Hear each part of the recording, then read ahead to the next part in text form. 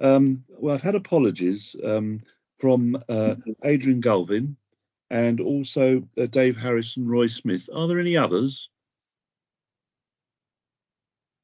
Right.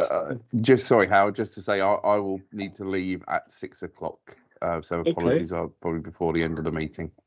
Right. Okay. Well, Howard, if I could jump in there as well, it's Stuart here. Sorry. I'm chairing a meeting at 6 o'clock, so I'll need to leave at about 5:45. I'm so sorry. Thank you. Good. I hope nobody's going to overbid that and say 5:30. Okay. But okay, noted. Thank you. Declarations of interest. Are there any? Right. Thank you. Actions from the last meeting. Now you've got those all set down. I don't know whether any points that you want to take up. I think it's fairly straightforward, but I invite anyone who wants to comment on those, please to do so.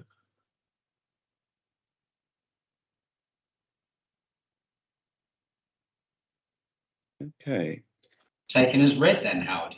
I will indeed. Well, the main meeting theme this evening is planning, and we've got a presentation by Andrew Bull. So can I invite Andrew to address us? Thank you, Chair. I have a 15-minute presentation for you. Are you okay for me to begin? Yep. Lovely, thank you.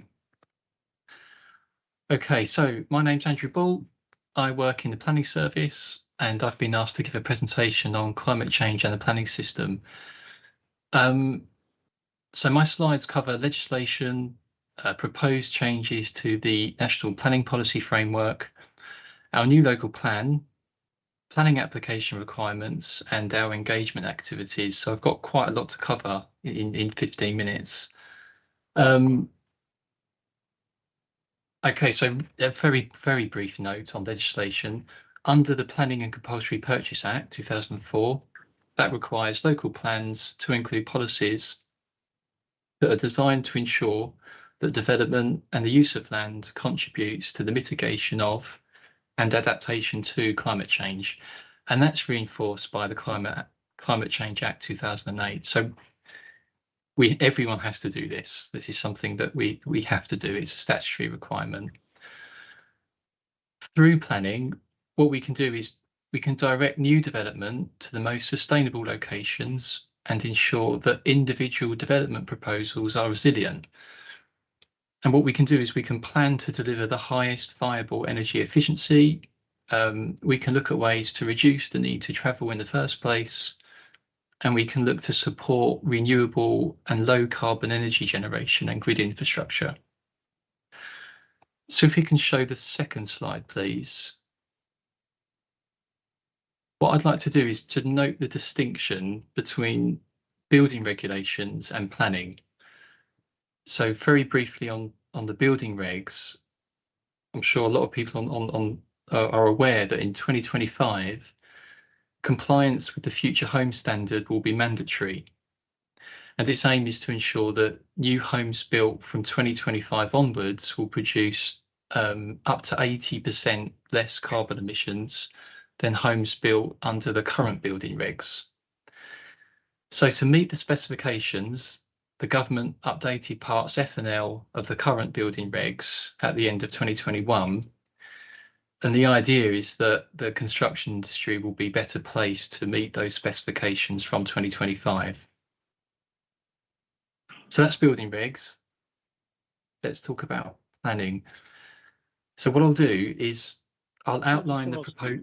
Sorry, can I just ask you, Andrew, are those generally developers bringing those changes in now before 2025, or are they sort of hanging on to the last minute before they do them?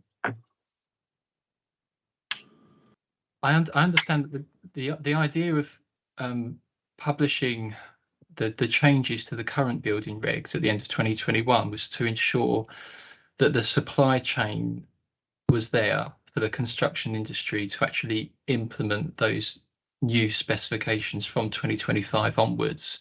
And I expect it would be very challenging to meet an 80%, up to 80% less carbon emissions in new builds. I'm not I'm sure there are examples where like exclusive developments are already looking to meet those standards, but I'm unaware of of any current schemes that are looking to do that. Okay, thank you. Please continue. Okay, so I thought I'd outline some of the changes that are outlined under the Levelling Up and Regeneration Bill. So firstly, biodiversity net gain.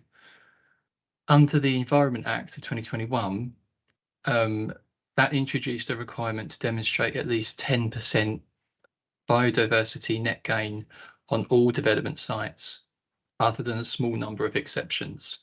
And that's going to become mandatory from November this year.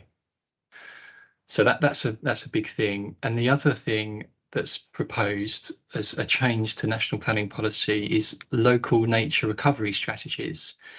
And that will involve mapping important habitat scenarios for nature recovery and enhancement.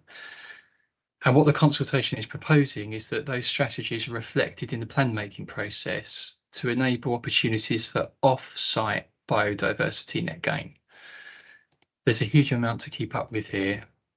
A quick note on artificial grass. So the consultation indicates that use of artificial grass will be banned in new build schemes. Food security. The consultation indicates that food security considerations will hold more weight in planning decisions that affect farmland. Carbon assessment. It's difficult to get detailed information on this, but the consultation is seeking views on a potential form of carbon assessment in the planning system. So presumably that would include like embodied carbon and whole life cycle building assessments. But I need to look into that in more detail. Onshore wind. So that's just looking to ensure that on the repowering of renewables, there's a huge amount going on. Can we show slide 3, please? So when we talk about climate change and planning, I think we often talk about it in terms of adaptation and mitigation. So adaptation concerns the actual or anticipated impacts of climate change.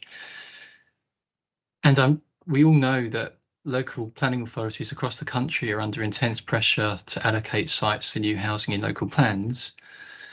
And this is where the spatial strategy in a local plan can help to deal with climate change. So reducing the need to travel, connecting to existing heat networks, avoiding areas of flood risk, they're all obvious considerations that can sometimes be in tension. Can we go to slide 4, please? So this slide shows Bexley's proposed spatial strategy.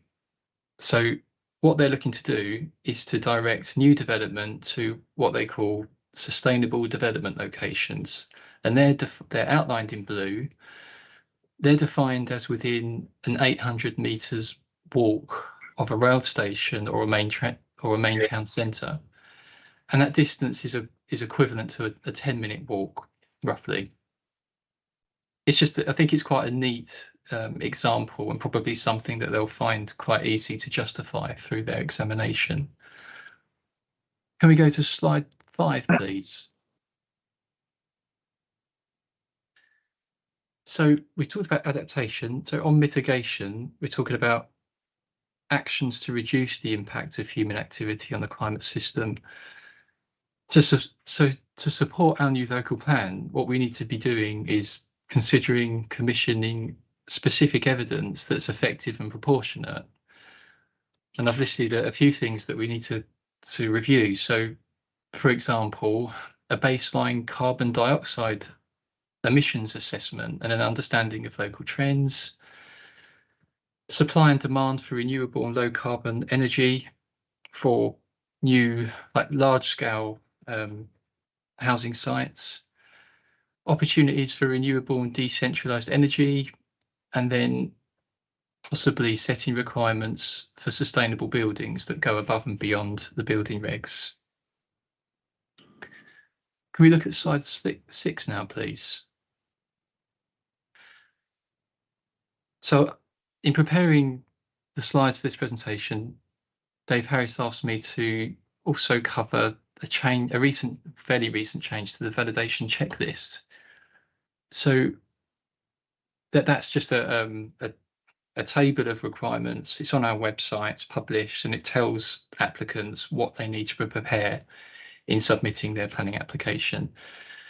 And following a change in 2021, we're requiring all new planning applications to include a climate change statement to describe a range of approaches to the proposed development.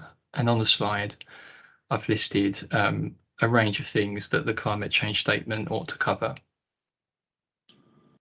Can we go to slide 7, please? And presumably presumably permission depends upon the meeting all those requirements. Does it? And that being satisfactory. In other words, once they agree to that, then the building has to comply with it.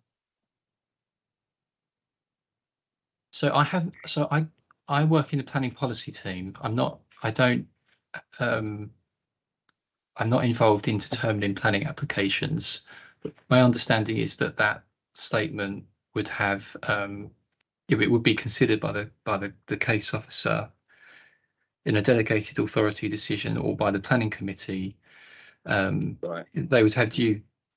It forms an important part of the planning application. Yeah, that's what I was getting at. Okay, thank you.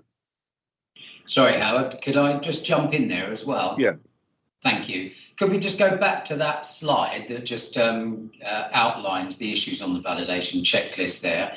So these are all the things that we will be looking for when those applications are coming forward. So clearly, not all of them are going to be relevant for every single application that comes forward, but those are absolutely the things that we will be looking for as part of that initial review and initial analysis of any of those applications that come forward. So you're exactly right, Howard. These are the pointers. These are the things that we'll be looking for when those applications are made.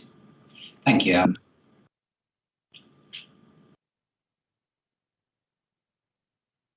Okay, can we go to slide 7, please? So there was the planning service often engages with developers. They hold regular meetings. In the meeting just before Christmas, developers were invited to give their views on climate change matters. And despite sort of like national concerns about new low carbon technologies potentially increasing house prices and having an effect on development viability, one of the developers said that actually energy efficiency is a selling point. But they also noted that having different local requirements in different areas can be really challenging for them. There was interest in exploring measures to use developer contributions to support future initiatives and to form a project group working in partnership with universities to look at new low carbon technologies. And finally, it was noted that developers agreed to promote the council's climate change action plan. Can I have slide 8, please? So I was also asked to note the government's sustainable drainage systems review. But first, this slide is showing images of a best practice case study of a social housing site in West London. And what it shows is packages of low-cost retrofit sustainable drainage solutions that were implemented across the housing estate. And by targeting social housing sites, the project helped to reduce deprived communities' vulnerability to climate change.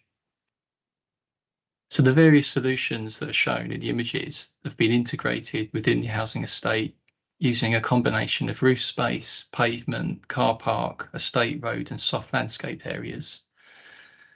One of the estates had several large unused paved areas, which I think were originally installed as drying areas. And many of the blocks, they had pitched roofs that drained down to external downpipes. And residents were complaining about the lack of colour in the landscape. So all of these things just presented, opportunities to introduce things like vegetated channels, swales, basins, all to manage runoff from the roofs and the paving. And extensive green roofs have been installed on the bin stores and the sheds. And they've used stony basins, and that helps to reduce the council's maintenance costs too.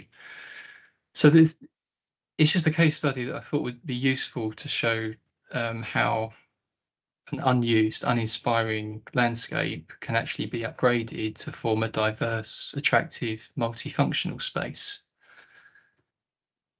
Very useful. We could look at that in connection with some of our council refurbishment projects. I think it's quite interesting. I found numerous examples there were some really good case studies online, and that one just seemed to be most applicable to Medway. Can we look at slide 9, please? So Howard, you've got Vince is indicating. Right, Vince, do continue. Yeah, thanks very much, and thanks for the presentation so far. On that previous slide, areas which have existing planning permissions, certainly across Medway, on the peninsula, across the 5 towns, that sort of thing. I think us telling them what we'd like to see, I think, is a helpful thing. So just to understand that that's happening, I'm sure it is, but on this very specific point, because this can be a real challenge for parts of Medway. Think about areas of Strood, which has long-going existing flooding issues. Getting some of these alternative models would be a very good thing to see. Thanks. I particularly like about this case study is kind of taken some challenges, i.e. it was a pretty sterile environment previously, then there are some climate change challenges that have been put over the top of that, and this has been flipped around to make those challenges into opportunities, and then we've got what we have in front of us. Andrew did talk about on the earlier slide the meeting that was held with a number of developers. So speaking directly to your point there, and a number of members on this call were involved in that discussion back in December, and absolutely that was about talking to developers around the opportunities that there are. And again, your point, Vince, about what some of our expectations might be around future developments, and wherever possible, if we can encourage developers to be embracing some of these principles whenever they're bringing the schemes forward. I think it was fair to say, obviously, members on this call were involved in that meeting. I thought they're very positive, actually, about this, because they're now beginning to realise that this is the sort of stuff that actually makes the difference between selling houses and not selling houses. These are really strong selling points that people are looking for. And if they don't get them, then they're very unattractive, particularly to the younger generation who may be coming for first-time housing. They really just aren't interested if a number of these things aren't in place. So the expectations are quite high. Absolutely. And I think we spoke to, for example, Redrow, Bellway, Taylor Wimpey, Persimmon, Squire. Those people. They all seem quite interesting to embrace quite a lot of this. They've all had a good look at at our policies on climate change, and they're very much in tune with their ideas. So I found that very refreshingly positive, actually. Great. Andrew, continue. Yes. Thank you, Chair. So, only last month, the government published the Sustainable Drainage Systems Review. So what they've done is they've accepted a recommendation to make sustainable drainage systems mandatory for new developments in England. So this is going to reduce the risk of surface water flooding and pollution and help to alleviate the pressures on our drainage and sewage systems. So this whole new approach to drainage will ensure that sustainable drainage systems are designed to reduce the impact of rainfall on new developments. And that will reduce the overall amount of water that ends up in the sewers and storm overflows. Also, it makes the right to connect surface water runoff to public sewers conditional upon the drainage system being approved before any construction work can start. So there's going to be another consultation later this year on this, with implementation of this new approach expected from 2024. Can we have slide 10, please? So I'm sure we will know that heating accounts for, I think, got noted here, 37% of total UK carbon emissions. That's if you're including industrial processes. And the council's taken part in a national pilot to establish like a digital heating and cooling model. So what we did was we provided some digital data sets to them to test in their model. And the model will be used to identify suitable locations which could support a new heating and cooling network, such as this one in Leeds, which connects a heating supply with local demand. I could have shown any image, but this one was clear, at least for the purposes of this presentation. And I think this is really significant because the model could help to inform our proposed spatial strategy in our new local plan. Can we have slide 11, please? So we looked at Bexley's spatial strategy earlier, and this is exactly what we need to do this is the work we need to do to consider and consult on later this year. But on design, the National Design Guide was published in late 2019, and that identifies sustainability principles within the key characteristics of good design. It's all about good design. And the council recently carried out a consultation on a design code for the regeneration of our emerging city centre of Chatham.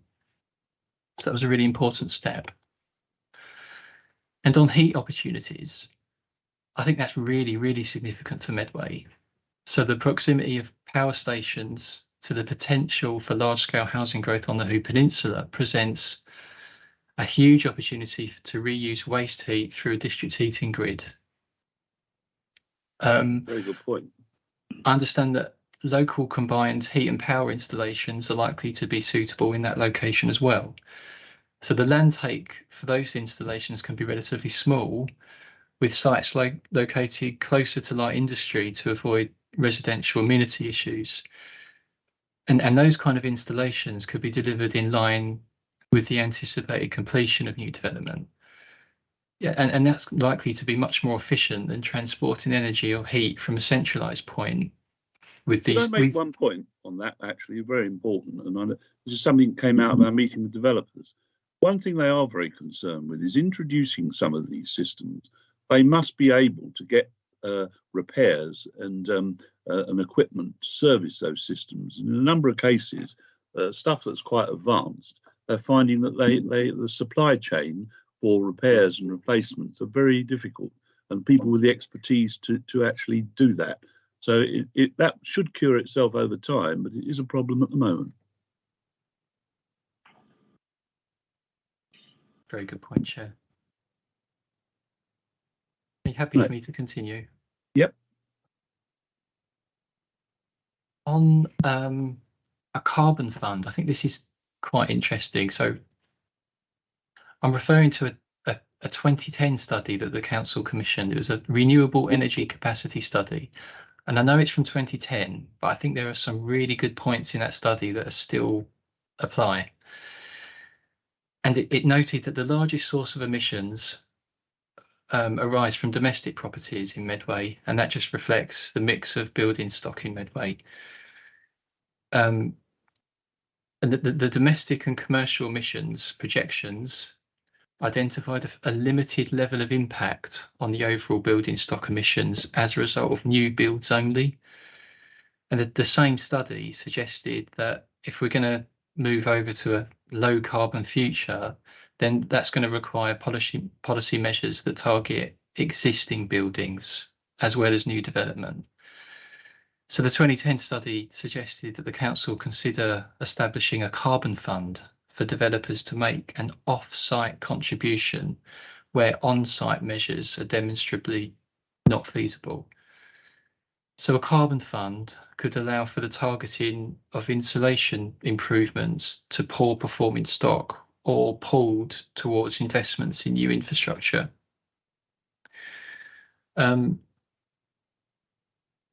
a lot of work is required on that, but I thought that was it's important to notice the existing building stock that's sort of very much more the issue rather than the new builds.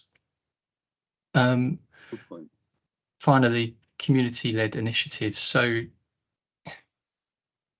there's national planning practice guidance that just emphasises that community-led initiatives are likely to play a much more increasingly important role, and they should just be encouraged as a way of providing for renewable energy development. And by the way, communities can prepare a community energy plan to support their neighbourhood plan. So I think there's just one more slide. Okay, so we looked at proposed changes to the National Planning Policy Framework, but for now, I think for planning, we think the focus needs to be on a proposed spatial strategy and identifying the need for specific evidence-based work that would need to be commissioned. There's been a lot of confusion about whether local plans can set policies that go above and beyond the building regs for energy efficiency. There's still a lot to be bottomed out as a result of the National Planning Policy Framework consultation. But I think probably the most important thing that we have to bear in mind is that planning policy has to be evidence-based, and it would need to stand up to potential challenge during the examination process. And not only that, it would be subject to viability testing.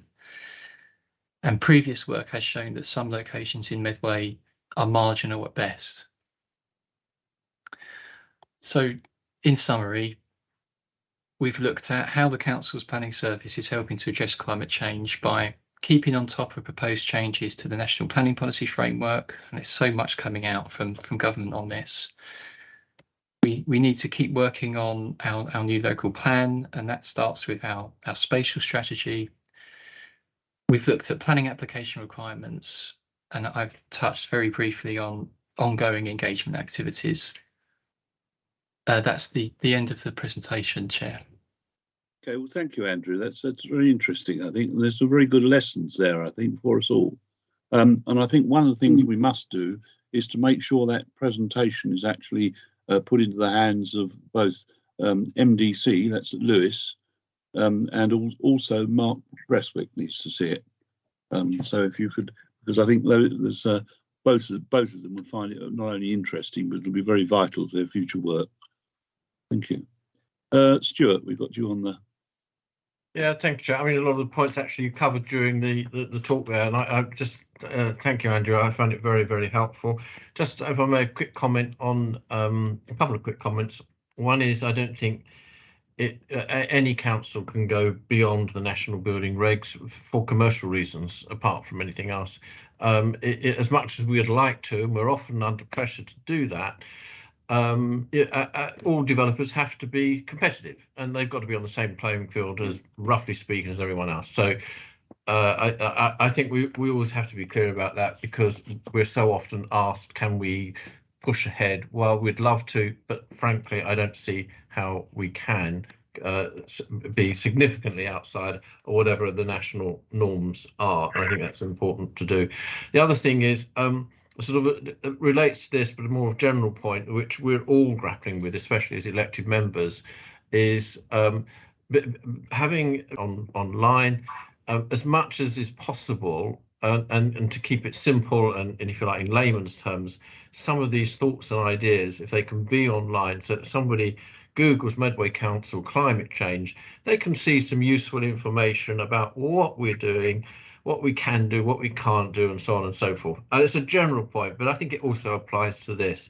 And that's really just so that people like you can get credit for the work that you're doing, and that we can constantly pass this on to people, because it is so hard to really always grasp and understand the complexity of this. Thank you very much. Okay, yes, I think that's quite a good point actually, and I'll ask the Vicky, would she get the climate change response team to have a look at this, and particularly in the context not only of what they've got on the website, but also on when they come to do the next review of our action plan. Okay, Simon.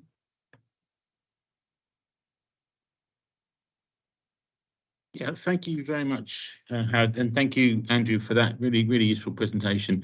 Just a couple of points really, and a couple of questions. Obviously, picking up on the meeting that we had with the developers on before Christmas, I thought it was extremely useful. And I think, although the regulations do apply, and obviously developers have to stick to them, I think they realise as much as we do that this is an emergency. And that's what this is all about. And I think there is flexibility in what they're willing to deliver through negotiation and discussion and sitting down. I mean, I think obviously the HRA, certainly the work that they're doing, that Mark's doing with the team there, I mean, that's the benchmark that we should be expecting from the developers. I mean, it's really good work there. So I just wanted to make that point. And then equally, there's an issue, I think, and it's not for answering now, about the long-term maintenance of some of the measures that you were talking about, Andrew. I mean, obviously, it's nice to get sort of, new housing estates coming in, which have got really good sustainable development systems in them that look nice, but somebody's got to look after those forever. And that's quite a question. How do we find the resources within a local government to do that? And that's a question for as these things come forward. I mean, the developers can maintain for 5 or even 10 years under an agreement of some sort, but at some point it's going to fall on us to do that work. So there's a long-term question that has to be answered in some way. And just very quickly, a couple of questions.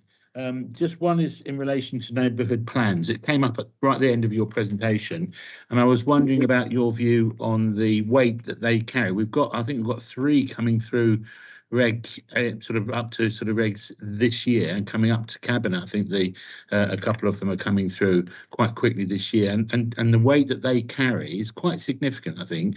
I just wondered your view on that, Andrew. And the other issue is around the sources of data, the evidence base. How do we measure success? If you're talking about, say, biodiversity net gain, or the sort of other issues around how we measure the regulations are in place, the new local plan is coming in. How do we know that what we've asked the developers to do is actually working, and how are we measuring that over the long term? I don't know if there's any thoughts you might have on that. Thank you very much. Andrew. Thank you, Chair. Thanks for the question, Councillor Curry. I'm not very close to neighbourhood planning, but my understanding is that once the neighbourhood plan is made or adopted, it becomes part of the development plan, and therefore it carries material weight in planning decisions. I'm not sure I can add any more to that, and I think that's something I'll have to take away and discuss with colleagues who are involved with neighbourhood planning. Yeah, I think that'd be a good idea. I think we would like to see the answer to that, please. Noted. So, I think actually the other interesting thing about that is I think there's a growing trade-off between one of the things that developers said actually is a growing trade-off between section the 106 contributions, or the successors to that, and actually the climate change requirements, because some of them obviously need to be incorporated in the housing, but the where you come up against it is there is only one pot for this, and that is either the consumer pays or the builder pays, if you like. And the consumer can ask for various things, but they will be reflected in the price of the house. And if we then dial back on section 106, because one of the things I think developers would ideally like to see is more of the 106 contribution going into climate change remedial work. But if it does, that then diminishes the pot that's available for the rest of the infrastructure. That is, I think, going to be something which is going to have to be discussed at a national level to be resolved. But it is a tension that I think everybody realised. Vince, did you want to come back? Yes, please. Thank you very much. And thanks for the rest of the presentation. Just 2 points on the neighbourhood plan. That's a really important point. And if you think about, you know, we've got 2 or 3 different, quite different parts of the community. So Cliff and Cliff Woods, the Arches area, both going through the neighbourhood plan process. So I think, you know, getting that information to them as soon as practically possible in a format that's relevant, recognising again they are quite different, not least because the Arches one includes a physical brook under the water, under the road. So I think that's important. On the section 106 seal, whatever it's going to be called next week, you are right, Howard. I mean, we've got, this goes beyond this report, but in one sense, I think actually climate emergency improvements should absolutely be section 106 type conversations. Actually, I've always had a view that things like highways and health and education should be funded from central government, not from developers. So, and actually those important climate things are key. And the bit that sits alongside that, and this is a message to developers large and small, is that if viability, which is a word which anybody on planning will have a cringe up their back at, I wouldn't want to see any kind of suggestions of, well, let's add these into the mix for these then to be the first ones which are dropped off the list if their viability is questionable. So I think it's right, and we should absolutely be putting that forward. But we need to be clear that we don't expect to see them on the list and then quickly taken off the list. It's too important for that. Okay, Richard, did you want to come in? Thank you, Howard. Yes, I did. Just to come back on the neighbourhood plans point, but just to echo some of the points that Vince made there, particularly around section 106, that was part of that conversation with the developers as well that you chaired, Howard. Look at how section 106 can kind of contribute to some of those green agenda items. But just looking back to neighbourhood plans, I think Simon made some good points there in terms of the weight of neighbourhood plans as against our consideration around the local plan. We certainly strive to work very closely with those neighbourhood plans and the people that are formulating them as they're coming forward. We've had lots of engagement with those neighbourhood plans that are currently on the stocks. And I think, as Simon said as well, we've got a number of them being reported in through Cabinet now in terms of the next stages of that process. I would just want to assure members that all of those neighbourhood plans are very much in train and in keeping with some of the emerging local plan principles. So they are considered alongside each other. They do have weight in terms of that consideration that members have when formulating the final local plan. That's it from me, Howard. Thank you. I'd like now, if I may, unless anyone's got a very pressing question, I'd like to move on now. Can I thank you, Andrew, for that presentation? I think it's very useful. And it's given us quite a lot to think about. Thank you. Thank you. So I'll now turn to the communications and engagement. So Celia, if you're there, would you like to give us that short presentation on where we are at the moment? Good evening, Howard. I don't know if you can all hear me okay? Yeah. I can Lovely, hear you. okay. Could we move the slides on then, please, for the communications and engagement update?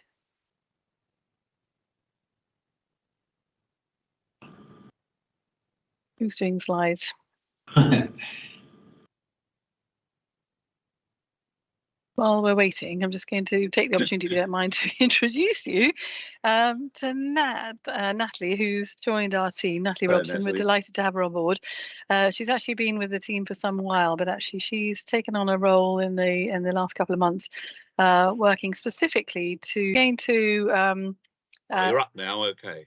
Yep. So I'm going to talk you through some of the slides, but that's going to be sort of started, and we've been carrying on with this. But obviously, should add, we're actually shopping very rigorously for a replacement. That's gone through the system now, I understand. Right. So we've got to get that in place as soon as we can. She'll be very hard to replace. She will, but that's really great news. So we shall look forward to whoever joins us. So obviously, without more ado, one of the things that came up obviously was the COP27 took place in Egypt, and although we sort of did think about a bit of a walking challenge, and we did a little bit, but actually the thought of encouraging people to walk the whole distance to Egypt might have been a bit much this time around for schools. But one of the things that we did do was actually take during the conference, each day had a theme. And we took the theme, the theme each day, and we took the opportunity to do a number of postings across all of our social media platforms to actually take that theme and talk about what's actually happening in Medway. So, for example, on one of the days we had the youth and the future generations theme, and we talked about how we're engaging with young people on the whole sort of subject of climate change. And then on to things like another day was about looking after yourself, and in particular your mental health. And actually, one of the sort of the buzzwords also around climate change is sort of climate anxiety as well for people. There are people who, do get very anxious about what we're doing to the community, and so, it was actually about what we're doing to sort of help people who are experiencing climate anxiety as well. So a number of activities. We posted 17 times recycling. Now, do you want to talk a little bit about that project? Yes. So the recycling advent calendar was to promote all the different ways that we can recycle our Christmas goods over the Christmas period. So each day, as an advent calendar, we put out some information on certain recycling tips and tricks. I learned a lot along the way about you can't recycle Christmas cards that have glitter on them. That's something I didn't know. So if I didn't know it, it's really useful for the public. And we put all of those tips online as well for people to view. And it did really get some really positive engagement, which was really nice. So that was a run up to Christmas. If we could move on to the next slide, please. So one of the things that we've just launched is a schools competition at the moment, to an air quality competition. And I know we've sort of we talked about this in a previous meeting, but it's a way of sort of trying to encourage inviting them to offering them some really sort of quite lucrative and some rather lovely prizes for the competition. We are asking schools to let us know what action they're actually taking to encourage drivers. So it's actually also putting a little bit of the responsibility back on the schools, seeing what they can do to encourage families to sort of switch off those engines, whether it's sort of reports that have been written by children, whether there's photos and drawings that they might be putting out there as well. So we're hoping this will encourage schools to actually sort of again get moving on another drive to tackle this kind of big issues with parents as well and carers outside. So there's some great gate prizes, and very kindly sponsored by Volkers. So we've got a scooter pod coming up there, and a wooden planter for the secondary schools, which has been made by Men in Sheds as well. So it's a really nice partnership there as well. So we hope that'll work quite well. We're so also if we could move. encouraging walking to work, aren't we, as well? Which I think the schools, the walking buses thing, we're trying to make every school do it. I can't see why they shouldn't. Maybe one or two schools for which it's inappropriate, but most of them, many more of them should be doing it. Yeah. And the more that we can do, the better. Actually, I think you're absolutely right, Howard. If we could move on, then we're just going to touch on Medway Matters. We normally have a couple of pages in Medway Matters about on the whole issue of climate. So you can see in the winter one we put out information about a sort of the clean air competition. Make sure about booking your tip to the trip, and then in particular we had the top 10 of having a greener Christmas as well. So again, building on the themes that Nat was talking about for the Advent calendar as well. And then just to sort of bring you up to speed, in this next edition of Medway Matters that we're planning to go out in the spring, we have the two main items are the sort of fantastic tree planting initiative we've got going across Medway at the moment, and also a lovely story about the work that's being done by the Greenwich the Food Innovation Centre as well, which is it's such a fantastic story about how they're sort of looking for new sustainable ways of creating food, but also in particular supporting local businesses to get on and do the same as well. So that'll be in the next edition. If we could move on. Just coming back to Christmas, one of the other things we did was obviously one of the biggest things we do around Christmas is we put out a leaflet to every single household, just reminding them of the changes that take place to waste collections during Christmas, and it's sort of because actually because there are often changes, and it's one of the biggest questions that goes on social media sites across Medway. What's happening. So actually we send that out, and it does work extremely well. So not necessarily particularly climate friendly, because obviously we are sending out paper, but we do sort of also complement it with a lot of digital. But we find that this message is so important that actually it's an incredibly effective way to get those important messages across. And we also took advantage to actually put in a number of other sort of important messages about staying warm and well during Christmas as well. So actually it was a very helpful document. And interestingly, when you sort of look at social media over Christmas, if people did put up a question saying, can I check when's my waste collection? Because some people, well, quite often people did that.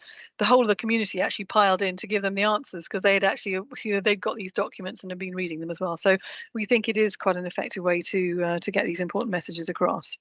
If we can move to the next slide. So we've got a new campaign which is just being launched. I'm going to hand over to Nat to talk to you a little bit about this sort of revamped Small Changes campaign.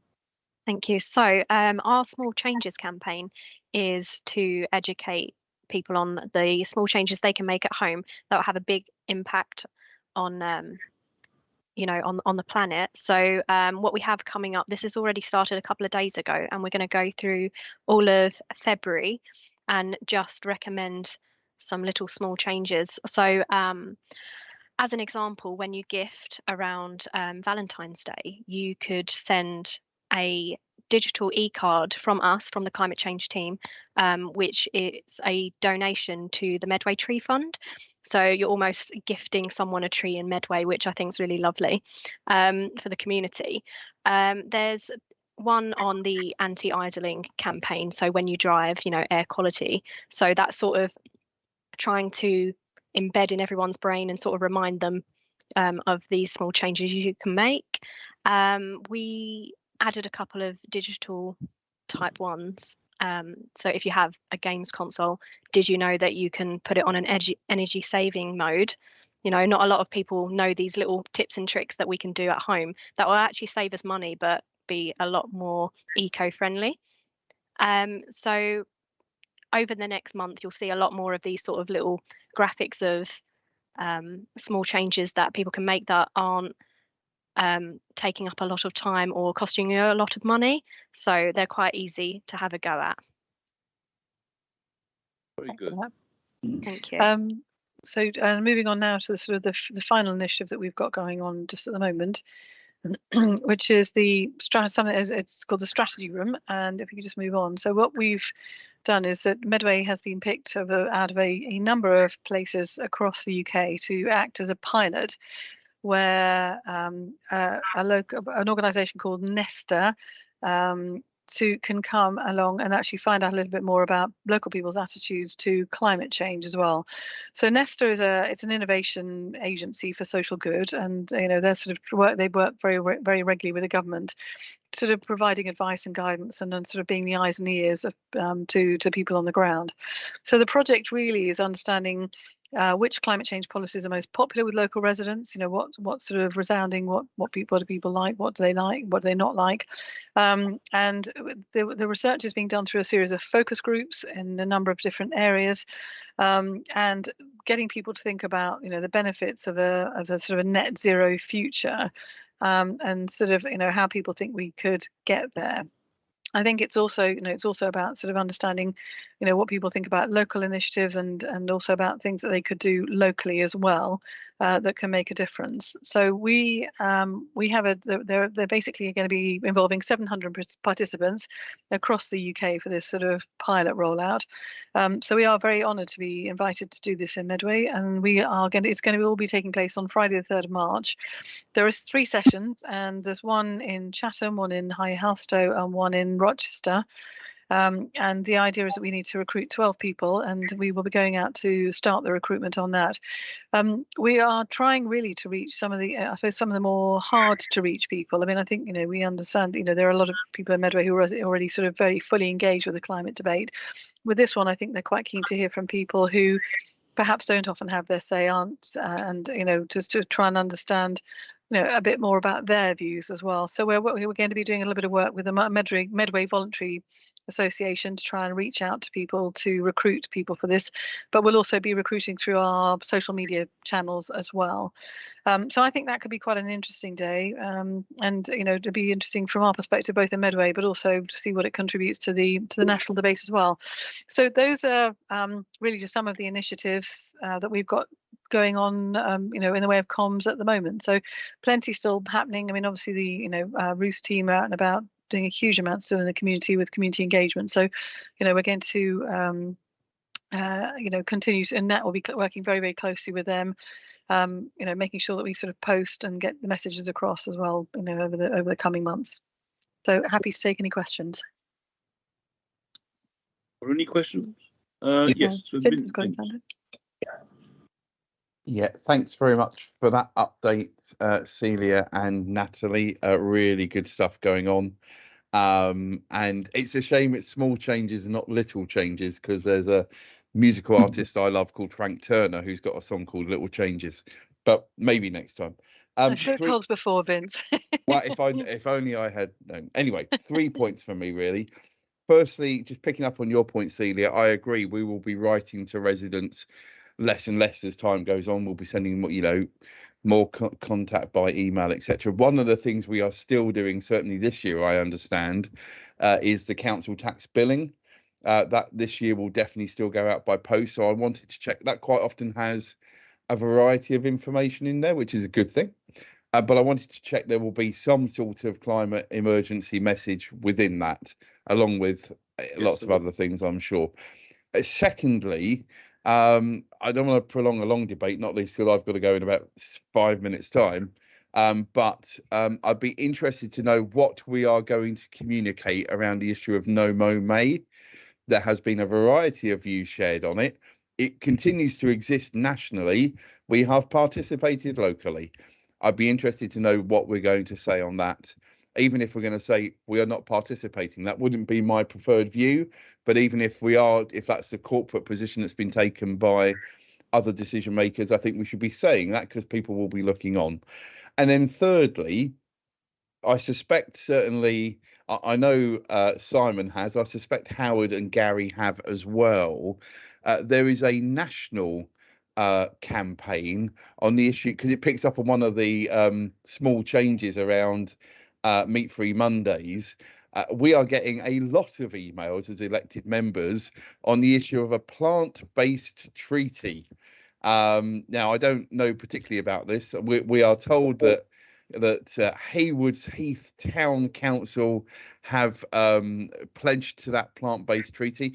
I don't know a lot about it yet, but I just wondered whether, from a communication perspective, whether through your communication channels, if there are any other district, boroughs, counties, unitaries that have signed up to this, what kind of communication they've done as a result of that. I'm certainly not saying I would or wouldn't advocate for it. I think we need more information, but it's the first climate change meeting we've had since, say, I've had several emails. We're certainly responding back. I'm sure other councillors are as well. So just those 3 points, really. Thank you. Can I cover one of those, or two of them actually? First one is the No Mow May. Our position, which we have said and communicated on a number of occasions, we continue to do it, is that actually it's not the best way to handle the question of mowing and dealing with grass. We're now dealing with it all in terms of having the right ecological response right the way through the year. And in a sense, No Mow May, we found by experience, means that if you actually take all the mowing away, first of all, you've got a team that's sitting there doing nothing, or more or less nothing, and then having to catch up all the time. And secondly, you find that the task of catching up is actually quite brutal. And you know, I can't see the point of it. I think if you've got I can see the point of it as a kind of tokenism. But I think what we're doing is trying to maintain those grasslands in the proper climate change way, but doing that all through the year. That's the first point. On the second point about the plant-based treaty, about the choices that are available, I think that's the line which we've been going down in our communications, and also, you know, certainly it's a line that I think most people, regardless of political persuasions, would actually agree with. Did you want to add to that, Celia? No, on your 2 points, no, fine. And actually, I have to admit, I hadn't come across the plant-based treaty, but certainly we'll make sure that we sort of reflect your. obviously in place, and a climate change subgroup that sits below that. So we have had the correspondent options or recommendations where big emission savings can be made through food. So that, along with our intended submission to the Sustainable Food Places Award, which Public Health are working on at the moment, we're kind of using those two pieces of work to really sort of look at our strategic approach around food systems at the moment. So I will investigate with other districts around whether they've signed up to the plant-based treaty, but at this moment in time we're sort of saying that we're not going to. We want to do this strategic piece of work first before we're, to make sure we're clear with our messaging and our understanding about where those big emission savings can come from for Medway. And also making sure that we avoid dictating to people. That's the key thing. Conform but don't dictate. Sorry, Howard, if I can just come back on that, I take a different view on no mo may, but that's not a conversation for today. I think that's on the public record elsewhere. On the plant-based treaty, that sounds like some very interesting work, Vicky. If that can be shared, certainly with elected members and others, but certainly I know I'd certainly welcome seeing some of that before responding appropriately to residents on the work that we're doing. So if you could share that with elected members, I'd be grateful. And Vince, I know you've got to go, but Ruth's put in the chat in terms of the council tax leaflet, and I think Celia was going to be confirming that as well, that there is information around climate change that will be included on that. And Paul Boyce put something in the chat about e-billing as well. So there are a few answers in there for you, Vince, but I appreciate you've got to leave shortly. No, that's very helpful. Thanks, everybody, and have a good rest of the meeting. Thank you. Thank you. Simon, do you want to come in? Yeah, thank you very much, Howard. Just picking up on a couple of points. One, I mean, I'm with Vince on the no MMA thing, but as you say, that's for another discussion. Just quickly on Nesta, I've worked with them in the past. They are very good, and it's really good to hear that you're linking with them, particularly not in terms of just of the environmental side of things, but their social responsibility side of things, and linking areas of deprivation with people trying to sort of cut their fuel bills and all that kind of aspect of it as well, has a link to both sides of that really important issue, if you like, in terms of deprivation and stuff like that. So, and it links to the climate too. So it's really good news to hear that on that one. And just very quickly on plant-based treaty, I know it sounds a little bit, quirky or whatever, but actually it goes to the heart of our farming community, and that's something that we don't address as much as we should. Medway's got a huge farming community, and this sort of issues around how we treat our farmland and what we grow there, and where the grazing animals come in, whether we should be plant-based, all that kind of stuff, it ties in quite tightly with that community, and it's something that we need to be keeping in the discussion. So their involvement is quite important, actually. I'll just make that point. I think that we will give some more attention to that. I think it needs to be noted, Vicky, as something that when we do our review, which is ongoing anyway, but have a look at the action plan, particularly in relation to farming and farmland. I think it's quite interesting. Okay. And I think how the questions about the council tax, you're right, have been Paul's obviously put in a really interesting update about the e-billing that we're going to be doing, which is incredibly exciting. I think sort of, and obviously, and not only does it reduce the cost to the council, but it also encourages more people to go online and understand more about the sort of the online, how they can do more online with us. So we also have a brochure that we normally print that supports the the sort of sending out the council tax. We don't now send it out with every single council tax bill, but we do have it online as well, and we can make sure we get plenty of messages out through that as well. Thank you very much. If I may now, I'd like to move on, and I think the next thing is the update on the action plan. Now, you've got some papers, so you've got quite a detailed report there with the papers. I don't know whether anyone wants to ask any questions in connection with that. And then following that, I have a presentation on procurement. The second part we were hoping, which was the partnership working document, that will be presented on the next occasion because we couldn't really get that together in time for this. I think it's a nuisance. I think, but anyway, I don't think it's vital. But anyway, can we just check on the update? There's quite a lot of work there in that update. I think people. I'm sure you've all read it, but I'm very impressed actually with the sheer amount of work that's going on right across the council. It never stops, and I think that's nor should it. And it's going on very well. Are there any comments on that? Before I go to procurement? Okay. Howard, if I may just comment. Yeah. Just on the Rainham idling signs. Yeah. You know, I think I raised this on the very first meeting, and here we are nearly 3 years later, and they're still not up.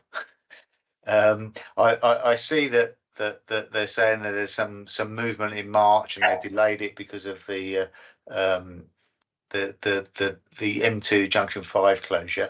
Can we just have a quick update on what's holding this up? Because it is very frustrating that it's taken 3 years. I don't really see the connection between that and the closing. No, nor do I. You know, I just wonder whether somebody's taken idling too seriously. But you know, we've had the same trouble, I hasten to admit, with the signs for the grassed areas as well, and I'm getting very cross about this. I think we've got to get this moving. Councillor Day, would you like me to respond on the idling project for you? Yeah, and Richard will respond on the other one. Thank you. Yeah, thank you. The reason was the displacement of the traffic because of people were using alternative routes rather than going up Detlin Hill. They were going along the M2, up Bluebell Hill, and then cutting through Rainham to try and take the corner off. That's why it was delayed. We've had the first meeting. We've been working with the University of Kent. We've got the fundings come through now from DEFRA. We've had meetings with them. We've got a clear timeline of what's happening. We've been to the Rainham Green Drinks to recruit volunteers to undertake the actual documentation on the days when we're going to be doing the survey work. We're in the process of organising a workshop with the communities, and I understand from Stuart we've got some secondary schools involved now to actually produce a community message. So we will have some messages which will go on the signs which are produced by the university, but there will also be a community message which the community will help to feed into.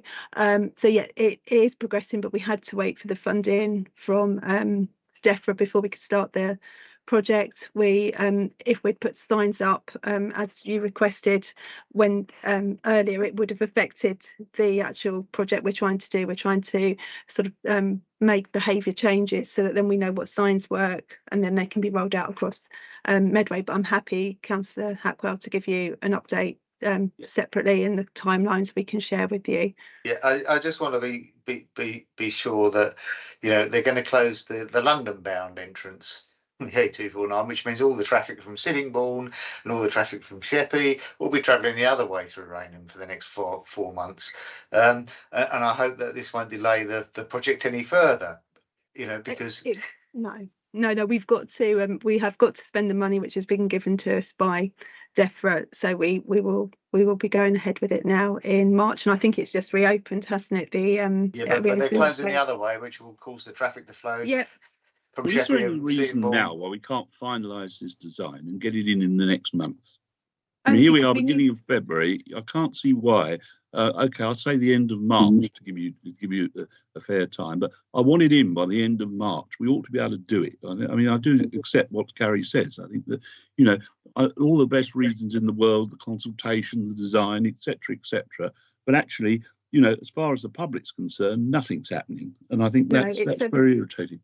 I'll have to go back and look at the timelines, Councillor Doe, and I can share those with you. But it's to have that engagement with the community. We need the volunteer. We've got to train the volunteers so that they can actually do the. They will be scoring who's switched. We're going to do some baseline work, which will. The volunteers will note down the. Oh goodness, the age of the vehicle, whether it's idling, and then once the signs go up, we will be able to then age of vehicles, who switched it off. There's quite a lot of categories, so we've got to get. We'll be doing. I think there's 4. We'll be doing 4. Let me get it right now. 4 kind of monitoring days, if that makes sense, with the different signs. But we've got to train the volunteers to be able to do that, because we it's a volunteer project as well as the council officers being involved. So there's work which the university have got to do with the community to get them in the right position to be able to do it. We've been working very closely with the Rainham Eco Hub on it. And I wouldn't want them not to be able to engage with it and engage with the community sign, because we tried to rush it quicker than the timescales we've got with the university. But I'm happy to share those with you. Well, I think it just to me feels, sorry, Paul, it just feels frustrating when, you know, the church managed to put a poster up like within days at the top of Station Road to say switch off your engine, you know. I mean, I can't see why we can't. By the war I can't memorial. see why we can't put a sign up now, as it were, If we- and then if we want to change it, for one reason or another, we can do that later on. It's not fantastic expenditure, and I Yeah, would thought that you know, we ought to get on with it and put some sign up, even if it's only a temporary one. But can we please get something up there? You know, Richard, It's could just- you oversee Yeah, this? So thanks, Howard. And so to be fair to Gary, Gary did mention this some time ago as a project that he wanted to see implemented, and we had said that we would take it forward. I think actually the delays were more around landing the funding, actually. So we've got external funding to support the project. I think what Luce is setting out is that the funding up anti-idling signs, then we can certainly kind of give that some thought about just trying to get it done. I think what it would be preferable from my stance, if we could, if we can share with members the timelines that we've actually got around the project, that we've got the external funding for, share that with members. We're trying to ensure that's as aggressive as it can be. So we'll push those timelines just to give Gary some reassurance there around the further closures there are going to be around the strategic road network around us. It's the funding that we've got, we have to spend within a certain timescale. So the project cannot possibly drift because we'll lose the funding. So we've got to be pretty aggressive in those timelines. Would it be helpful as a starting point if we share those timelines, try and make sure they're as keen as possible, and then if that's still not passing muster, then we'll look for a more End of March, before we get to, you know, done all the consultation, etc.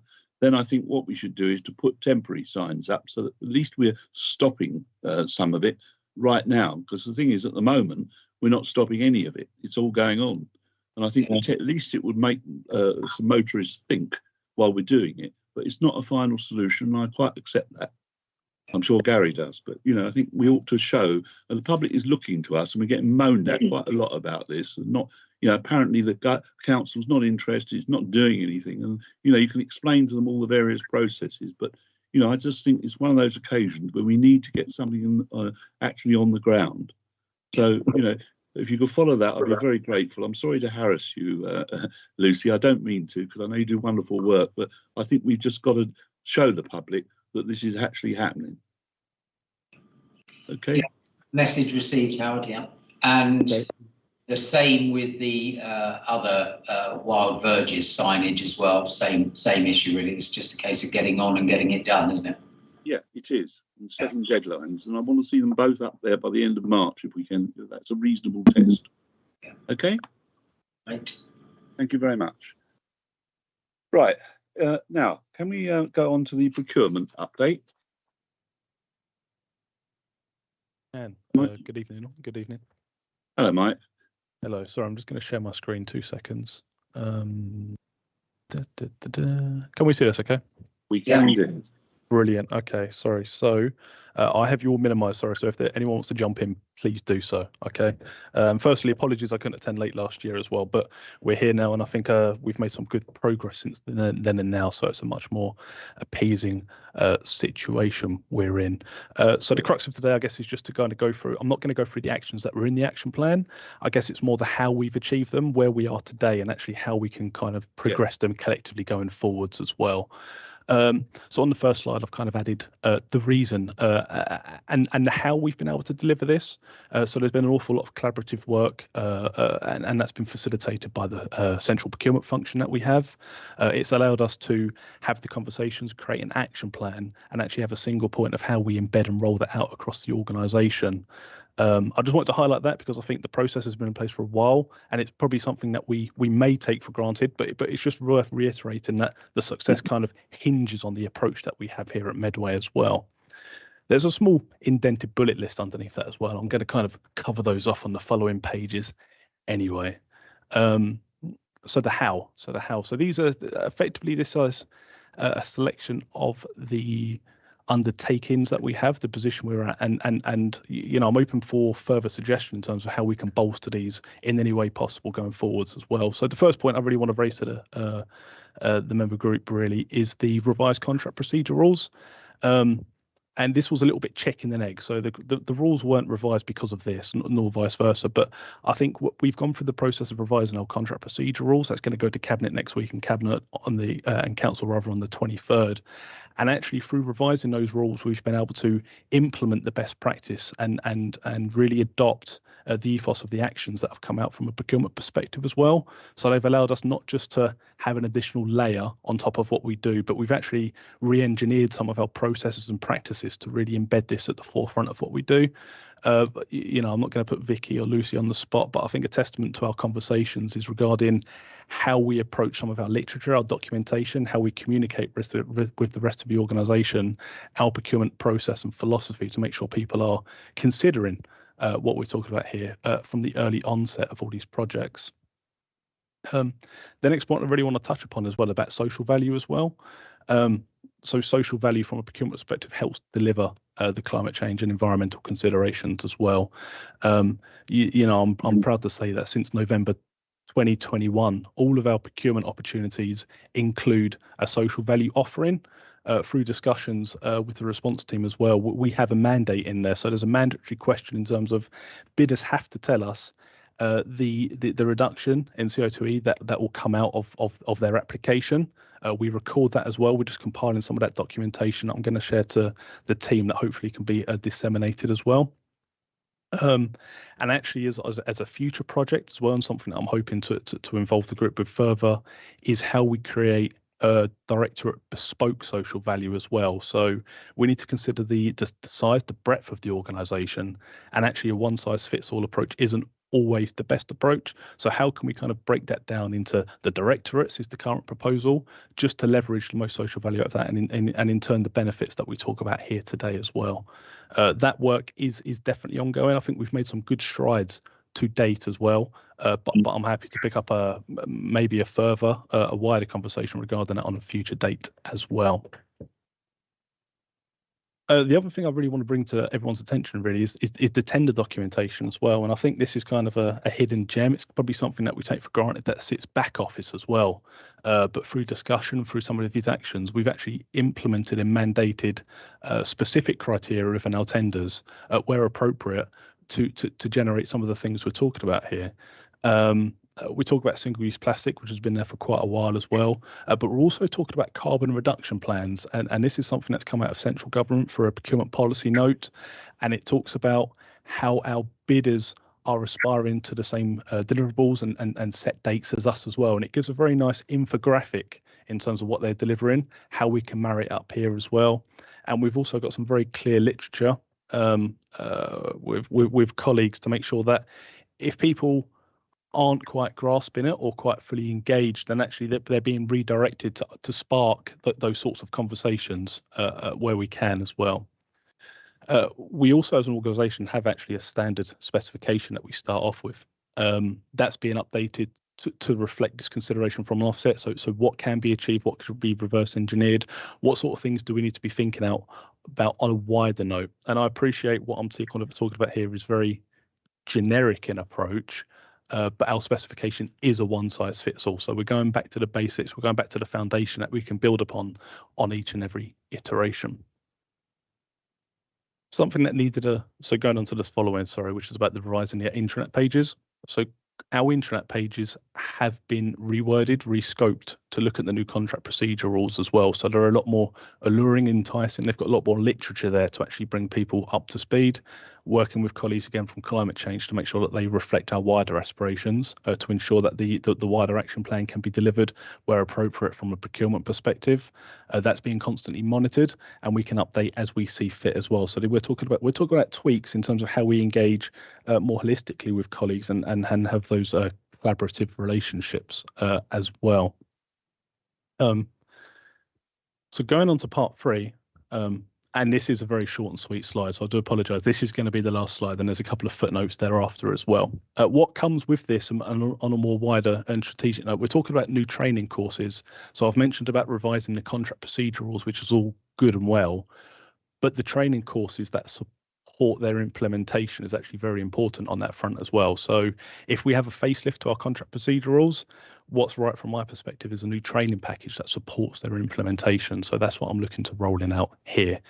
You'll notice on part 4 down here, I'm not sure if you can see my mouse, but part 4 on the third indent, which is about contract management, specifically social value, specifically climate change, to make sure that we're not being told something's going to be delivered, but we're proactively managing and maintaining that sort of supplier relationship to make sure we are receiving and benefiting what we've been promised from the offset as well. So that's what we hope to alleviate from that subsection.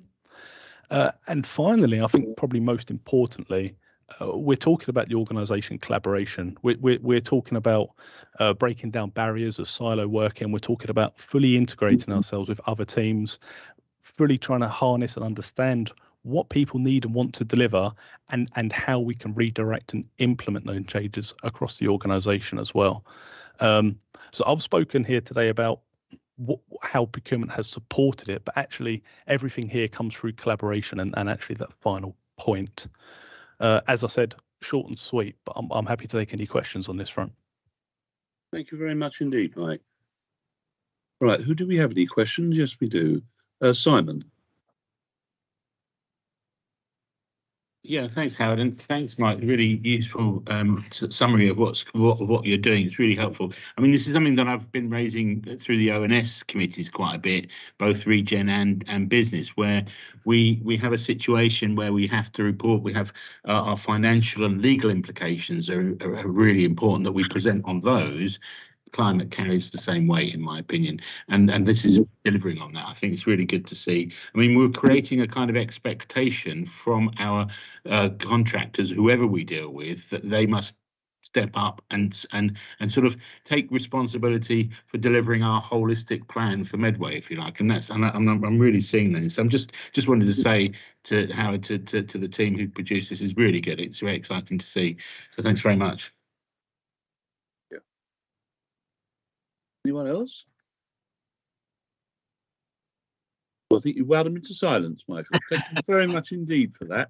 Very, very useful, actually, and I'm very pleased. I know it's it's a difficult subject to make outsiders sort of really commensurate first with, but I think you do explain it very well. And I think the fact you've introduced that is going to be an invaluable contribution towards our climate change efforts. I really do. So thank you very much indeed. Yeah, thank you. Okay, then we now come on to any other business, and I should draw your attention to first of all the statement from Mean, which you've all seen attached to the papers, which I think is very encouraging in the sense that it is encouraging the direction we're taking towards measuring the carbon outputs overall, and recognising this is not an easy subject, but I think we're very grateful for their support really in doing this, because very important the community is engaged and agrees with what we're doing, I think, in that area. I think the other thing which I want to bring up, which I want, is I'm only flagging it up now, but it's something which was very interesting. I've had, as you know, a case of a wood burning, an area where there are a number of people having wood burning fires, and they are causing quite some distress to people who've got asthma and so on. And it's very interesting. I read on the front page of the Times today, as I suppose you probably can call that up, but there is actually some work going on at national level on this, and I think it's something that we ought to just take a look at when we next meet, just as a sort of general point, and how we need to perhaps toughen up our action plan, and whether there are implications in planning, etc., whether what action we can take, all those sorts of things. Because I mean, it's genuinely, not only is it climate pollution, but it actually generally is something that I think we've got to be very firm to discourage. And I think the government in the end will outlaw wood burners. I think they will, but then that leaves an awful lot of people who've got them. And we've got to actually try and make sure that they see the damage they're doing to the environment. And actually, I pity people who've got asthma who have to have a concentration of these in the area. That's why I don't normally take up one complaint that's been generically across the council. But this is, I think, quite an important issue for a lot of people. And so I'd like to look at that next time, please. Okay. Ruth, sorry, did you want to say something? Sorry, Councillor Doe, it was me. It was just to say if anybody. You're not rude. No, sorry. Cheap impersonations, are they? Anyway, thanks, Ian. Yeah, go on. If anybody's got any concerns about a wood burning stove, if they can report them to us, because we can address them through the animal noise and nuisance team, and we can get this kind of accurate picture of what's going on, if they're localised issues, if it's a wider issue. Also, the trading standards team are out looking at the timber sale because DEFRA have brought in a standard for the percentage of moisture content to burn cleaner. So it's something we're looking at holistically. But if we come across anybody that's got an individual complaint, let's get it to the team and let's get it looked at straight away. Yeah, okay, that's good advice. I think that we can just summarise some of the things that around that issue for next time. I think it'd be very helpful. Thank you. Yeah, of course. Okay, well that brings us on to the date of our next meeting. Unless anyone has anything urgent they want to read. No, that's a legacy hand. Date of our next meeting will be the 27th of July at 5 o'clock. Okay. Well, can I thank you all for your attendance and your interest in the subject, and also to our climate change response team who are doing a terrific job, I think. And thank you, Vicky, Lucy, and particularly, of course, and also Celia, because I think the work you're doing there is really good.